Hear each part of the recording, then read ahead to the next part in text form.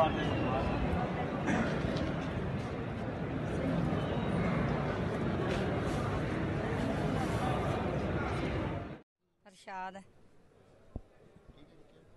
अच्छा इरशाद बीबी ये बताओ कि ਜਿਹੜਾ ਤੁਹਾਡੇ ਬੱਚੇ ਨੇ ਇਹਨਾਂ ਨੂੰ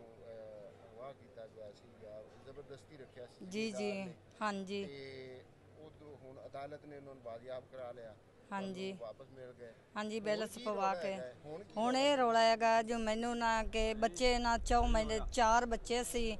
ਇਹਨੇ ਕਿਹਾ ਸੀ ਵੀ ਸਾਨੂੰ ਇੱਥੋਂ 50,000 ਅਸੀਂ ਦੇਵਾਂਗੇ ਉੱਥੇ ਨੌਕਰੀ ਦੇਵਾਂਗਾ ਸਾਨੂੰ 5,000 ਦਿੰਦਾ ਸੀ ਉੱਥੇ ਨੌਕਰੀ ਅਸੀਂ ਭੁੱਖੇ ਕਦੀ ਅਸੀਂ ਆਲੂ ਬਾਲ ਲੈਣੇ ਅਸੀਂ ਕਦੀ ਰੋਟੀ ਪਕਾਵਣੀ ਕਦੀ ਨਹੀਂ ਪਕਾਵਣੀ ਰੋਟੀ ਅਸੀਂ ਭੁੱਖੇ ਤੱਸੇ ਅਸੀਂ ਮਰ ਗਏ ਸੀ ਸਾਨੂੰ 9 ਮਹੀਨਿਆਂ ਦੀ ਤਨਖਾਹ ਮੈਂ ਆਦਾ ਪਲਾਟ ਵੇਚਿਆ ਸੀ ਉਹਨੇ ਮੈਂ 2,35,000 ਇਹਦੇ ਕੋਲ ਮੈਂ ਰੱਖਿਆ ਸੀ ਜਦੋਂ ਮੈਂ ਆਪ ਦਾ ਘਰ ਜਾਣਾ ਹੈਗਾ ਨਾ ਤਾਂ ਮੈਂ ਆਪ ਦੇ ਮੈਨੂੰ ਬਈ ਦੇ ਦੇਵੀ ਉਹਨੇ ਕਹੀ ਮੈਂ ਦੇ ਦੇਸਾਂ ਬੰਦਾ ਕੌਣ ਹੈ ਜਿਹਨੇ ਇਹ ਨਮਾਜ਼ ਜੋਈਆ ਹੈਗਾ ਅੱਛਾ ਤੇ ਇਹ ਤੁਹਾਡੇ ਪਿੰਡ ਦਾ ਰਹਿਣ ਵਾਲਾ ਨਹੀਂ ਸਾਡੇ ਪਿੰਡ ਦਾ ਨਹੀਂ ਰਹਿਣ ਵਾਲਾ ਸਾਨੂੰ ਇੱਥੋਂ ਸ਼ਹਿਰੇ ਕੋਟੂ ਇੱਥੋਂ ਲੈ ਕੇ ਗਿਆ ਆਪ ਆਇਆ ਟਰੱਕ ਦੇ ਵਿੱਚ ਲੈ ਕੇ ਗਿਆ ਤੇ 4 ਬੱਚੇ ਗਏ ਵੀ ਮੈਂ 4 ਬੱਚਿਆਂ ਨੂੰ 40,000 ਤਨਖਾਹ ਦੇਵਾਂਗਾ 5,000 ਸਾਨੂੰ ਤਨਖਾਹ ਦਿੰਦਾ ਸੀ ਸਾਡਾ ਉਹਦੇ ਨਾਲ ਨਹੀਂ ਗੁਜ਼ਾਰਾ ਹੁੰਦਾ ਸੀ ਕਦੀ ਰੋਟੀ ਉਸ ਕੀਤੀ ਗੱਲ ਉਹਦੇ ਤੇ ਘੱਟ ਦਿੰਦਾ ਹਾਂਜੀ 5,000 ਦਿੰਦਾ ਸੀ 35,000 ਸਾਨੂੰ ਨਹੀਂ ਦਿੰਦਾ ਸੀ ਭੁੱਖੇ ਤੱਸੇ ਅਸੀਂ ਕਦੀ ਆਲੂ ਬਾਲਨੇ ਕਦੀ ਮੱਕੀ ਉਬਾਲ ਕੇ ਖਾ ਲੈਣੀ ਕਦੀ ਮੈਂ ਦਾਈ ਉੱਜਣ ਕਦੀ ਉਹਦੇ ਤੇ ਗੁਜ਼ਾਰਾ ਕਰਨਾ ਸੀ ਅੱਜ ਸਾਨੂੰ 9 ਮਹੀਨੇ ਉੱਥੇ ਹੋ ਗਏ ਨੇ ਅਸੀਂ ਕਿਹਾ ਸੀ ਹੁਣ ਇਹ ਕਹਿੰਦੇ ਵੀ ਮੈਂ ਆਖਿਆ ਵੀ ਸਾਡਾ ਬਾਈ ਇੱਥੇ ਗੁਜ਼ਾਰਾ ਨਹੀਂ ਹੁੰਦਾ ਸੀ ਪਿੱਛੇ ਅਸੀਂ ਵਾਪਸ ਚਲਿਆ ਜਾਣਾ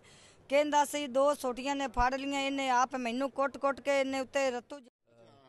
कश्मीर साहब ये बताएं कि इनका केस था कि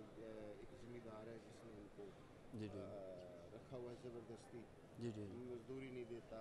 और फिर तशद्दुद भी करता है जी जी तो आपने पटिशन करी हाई कोर्ट में तो अदालत ने उसको इनको बरामद करके रिहा कर दिया जी जी अब क्या मसला है कि अब फिर आप ये दोबारा आ जाएंगे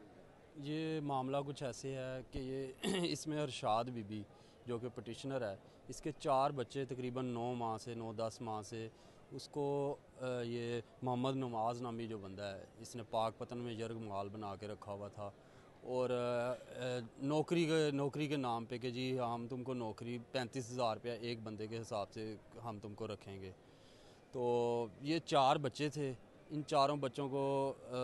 कैद करके रखा हुआ था रात को रस्सियों के साथ बांध देता था और इनके अगर आप देखें तो इनके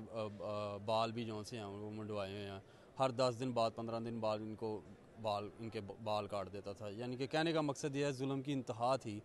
और दूसरा ये कि अब हमने इसकी हमने हेबियस की एक रिट दायर की थी जिसमें आलिया नीलम साहब जस्टिस हैं उनकी कोर्ट में हमने रिट दायर की थी जिनके थ्रू हमने इनको बाज़याब करवाया